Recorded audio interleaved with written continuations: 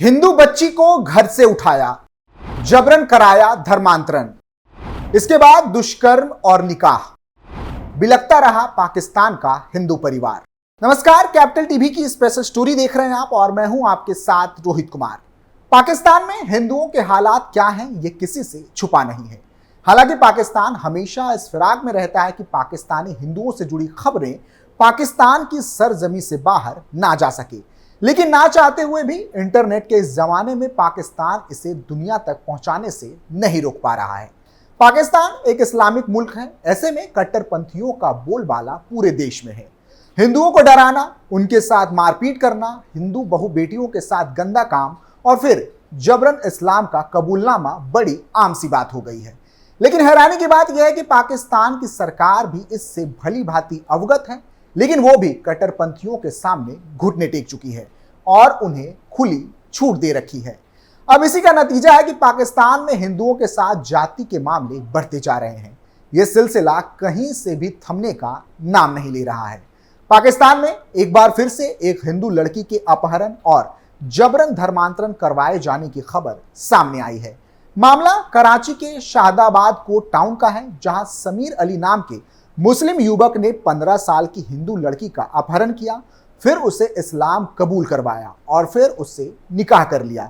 अब कुछ लोगों को यह खबर झूठी भी लग सकती है। ऐसे में जिन लोगों को यह खबर फर्जी लग रही है, वो पाकिस्तान के ही रहने वाले एक एक्टिविस्ट का ट्वीट देख लें।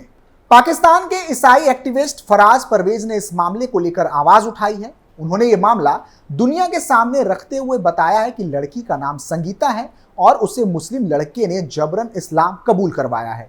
अब लड़की का नाम हमीदा रख दिया गया है। वो सिर्फ 15 साल की है, लेकिन समीर अली उसके डॉक्यूमेंट से छेड़छाड़ करते हुए उसे 19 साल का दिखाने की कोशिश की है। उसने निकाह से पहले एक हलफनामा दिया जिसमें लिखा था कि लड़की बालिग है। वही परवेज द्वारा दिखाए जा रहे डॉक्यूमेंट साफ कहते हैं कि लड़की अभी 19 की नहीं हुई है। इसी तरह परवेज ने बताया कि हलफनामे में लड़की की रजामंदी भी लिखाई गई है। हलफनामे के अनुसार मेरा किसी ने अपहरण नहीं किया है और ये हलफनामा मैं पूरे होशो हवास में लिख रही हूँ, बिना किसी दबाव, प्रेशर या प्रभाव के। मैं समीर अली से निकाह करने जा रही हूँ और ये मेरा निजी निर्णय है। किसी ने मुझ पर कोई दबाव नहीं बनाया। इसके अलावा हलफनामे में यह भी लिखाया गया है कि अगर किसी ने समीर अली के खिलाफ शिकायत दी तो वो पूरी तरह से फर्जी होगी। बता दें कि पहली दफा नहीं, हिंदू लड़कियां पाकिस्तान में मुसलमानों द्वारा किडनैप की जा रही हों। 2 जून को ही 14 साल की लड़की का किडनैप हुआ था। बाद में उसे इस्लाम कबूल करवा दिया गया और पाकिस्तान के सिंध प्रांत में मुस्लिम युवक से उसकी शादी करवा दी गई। लड़की का नाम सुहाना शर्मा था। वह बेजीराबाद जिले की रहने वाली थी। लड़की का अपहरण उसके ट्यूशन टीचर ने उसकी मां के सामने किया था। जब पिता ने इसकी शिकायत करवाई तो एक वीडियो सामने आई जिसमें लड़की से बुलवाया गया कि उसने इस्लाम कबूल कर लिया और उसका मुस्लिम व्यक्ति से निकाह हो चुका है। घर वालों ने फिर भी आपत्ति जताई तो करीबन 5 दिन बाद उसे कोर्ट में लाया गया। वहां लड़की ने बताया कि उसके साथ सब जबरन हुआ था और वो अपने पिता के साथ रहना चाहती है। बावजूद इसके कोर्ट ने उसे उसके पिता के साथ नहीं जाने दिया। अब इसी बात से अंदाजा लगाया जा सकता है कि पाकिस्तान में हिंदुओं की क्या दुर्दशा है। बीते महीने खैबर पख्तूनख्वा प्रांत में पाकिस्तान अफगानिस्तान सीमा के पास एक ऐतिहासिक हिंदू मंदिर को गिरा दिया गया और उस स्थान पर एक वाणिज्यिक परिसर का निर्माण शुरू किया गया, जो 1947 से बंद था, जब इसके मूल निवासी भारत चले गए थे। खैबर मंदिर खैबर जिले के सीमावर्ती शहर लैंडी कोटाला बाजार में स्थित था, लेकिन पिछले कुछ वर्षों में यह धीरे धीरे लुप्त होता जा रहा था। इस स्थान पर निर्माण करीब 10 से 15 दिन पहले शुरू की गई थी। विभिन्न प्रशासनिक विभागों के अधिकारियों ने या तो हिंदू मंदिर के अस्तित्व के बारे में जानकारी होने से इनकार किया या दावा किया कि निर्माण नियमों के अनुसार हो रहा है। लैंडी कोटाल निवासी प्रमुख कबायली पत्रकार इब्राहिम सिनवारी ने दावा किया है कि मुख्य लैंडी कोटाला बाजार में एक ऐतिहासिक मंदिर था। उन्होंने कहा कि मंदिर लैंडी कोटाल बाजार के केंद्र में स्थित था, जिसे 1947 में स्थानीय हिंदू परिवार के भारत चले जाने के बाद बंद कर दिया गया था। 1992 में भारत में अयोध्या में बाबरी मस्जिद के विध्वंस के बाद कुछ मौलवियों और मदरसों ने इसे आंशिक रूप से क्षतिग्रस्त कर दिया था। इब्राहिम ने अपने बचपन को याद करते हुए कहा कि उन्होंने अपने पूर्वजों से इस मंदिर के बारे में अनेक कहानियां सुनी थी। उन्होंने कहा कि इस बात में कोई संदेह नहीं है कि लैंडी कोटाल में खैबर मंदिर नाम का एक धर्मस्थल था पाकिस्तानी हिंदू मंदिर प्रबंधन समिति के हारून सरबदियाल ने जोर देकर कहा है कि गैर मुसलमानों के लिए धार्मिक महत्व की ऐतिहासिक इमारतों की सुरक्षा और पुनर्वास सुनिश्चित करना जिला प्रशासन और संबंधित सरकारी विभागों की जिम्मेदारी है। उन्होंने कहा कि पुरातत्व एवं संग्रहालय विभाग, पुलिस, संस्कृति विभाग और स्थानीय सरकार पूजा स्थलों सहित ऐसे स्थलों की सुरक्षा के लिए 2016 के पुनर्वेश कानून से बंधे हैं। लेकिन सवाल यह है कि केवल दावा करने से पाकिस्तानी हिंदुओं की स्थिति सुधर जाएगी? क्या कट्टरपंथी इनके बातों पर अमल करेंगे? और अगर हाँ, तो पाकिस्तान को यह भी बताना चाहिए कि वो इन जिहादियों से हिंदुओं की रक्षा कैसे करेंगे।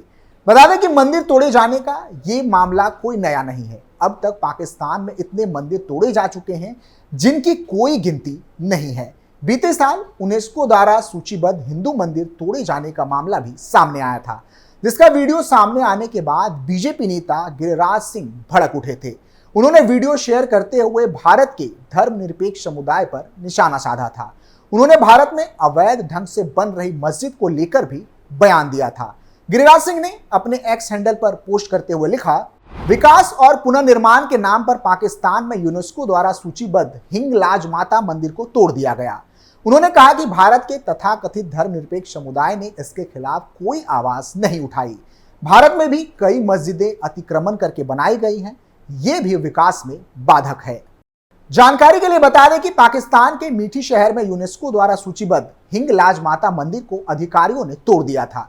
बता दें कि पाकिस्तान में यह पहली बार नहीं है कि कोई हिंदू मंदिर ध्वस्त किया गया हो। इससे पहले भी कई बार हिंदू मंदिरों को निशाना बनाया जा चुका है। इससे पहले बीते साल जुलाई में भी एक मंदिर को तोड़ दिया गया था। कराची में मरी माता का मंदिर जमींदोज कर दिया गया था। 4 दीवारी और गेट को छोड़कर अंदर का पूरा ढांचा ध्वस्त कर दिया गया था। शायद यही कारण है कि भारत की मौजूदा बीजेपी सरकार ने पाकिस्तानी हिंदुओं के दर्द को समझा और सीएए एनआरसी विधेयक को संसद से पास करवाया। केंद्र की मोदी सरकार ने नागरिकता संशोधन कानून का नोटिफिकेशन भी जारी किया। लोकसभा चुनाव से पहले केंद्र सरकार का यह बड़ा कदम था। इसके तहत अब 3 पड़ोसी देशों के अल्पसंख्यकों को भारत की नागरिकता मिल सकेगी।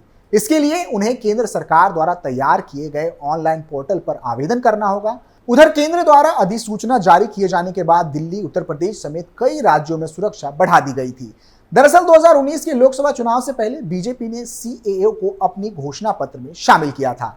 इसे पार्टी ने बड़ा मुद्दा बनाया था। गृह मंत्री अमित शाह हाल ही के अपने चुनावी भाषणों में कई बार नागरिकता संशोधन कानून या सीएए को लागू करने की बात कह चुके थे। उन्होंने ऐलान किया था कि लोकसभा चुनाव से पहले इसे लागू कर दिया जाएगा, जो कि सरकार ने बखूबी किया।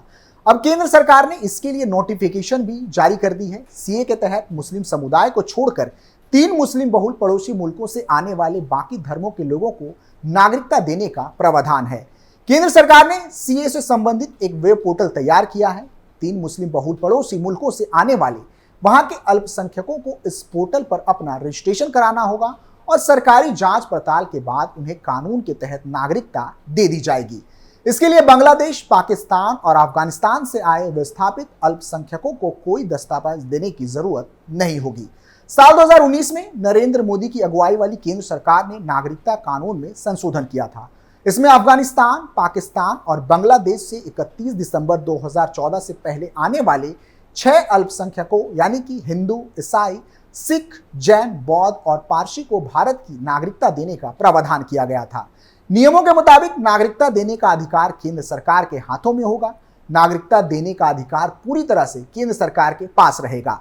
पड़ोसी देश अफगानिस्तान, बांग्लादेश और पाकिस्तान के हिंदू, सिख, जैन, पारसी, बौद्ध और ईसाई समुदायों से आने वाले प्रवासियों को भारतीय नागरिकता देने के लिए 1995 के नागरिकता अधिनियम में संशोधन किया गया है। ऐसे प्रवासी नागरिक जो अपने देश में धार्मिक उत्पीड़न से तंग आकर 31 दिसंबर 2014 से पहले भारत में आकर शरण ले चुके हैं, इस कानून के तहत उन लोगों को अवैध प्रवासी माना गया है जो भारत में वैध यात्रा दस्तावेज यानी कि पासपोर्ट और वीजा के बगैर घुस आए या फिर वैध दस्तावेज के साथ तो भारत आए लेकिन तय अवधि से ज्यादा समय तक यहां रुक गए हों। सरकार ने पूरी प्रक्रिया को ऑनलाइन बनाया है। इसके लिए ऑनलाइन पोर्टल भी तैयार किए गए हैं। आवेदक अपने मोबाइल फोन से भी अप्लाई कर सकते हैं। आवेदकों को वह साल बताना होगा जब उन्होंने दस्तावेजों के बिना भारत में प्रवेश किया था। आवेदकों से कोई दस्तावेज नहीं मांगा जाएगा। नागरिकता से जुड़े जितने भी ऐसे मामले पेंडिंग हैं वे सब ऑनलाइन कन्वर्ट किए जाएंगे। पात्र विस्थापित को सिर्फ पोर्टल पर ऑनलाइन आवेदन करना होगा। इसके बाद गृह मंत्रालय इसकी जांच करेगा और नागरिकता जारी कर दी जाएगी। मालूम हो कि भारत के इस फैसले ने कई पाकिस्तानी हिंदुओं को एक नया जीवन दिया है और पाकिस्तान के अत्याचार से मुक्ति। फिलहाल के लिए इतना ही। आप देखते रहिए कैपिटल टीवी उत्तर प्रदेश। नमस्कार।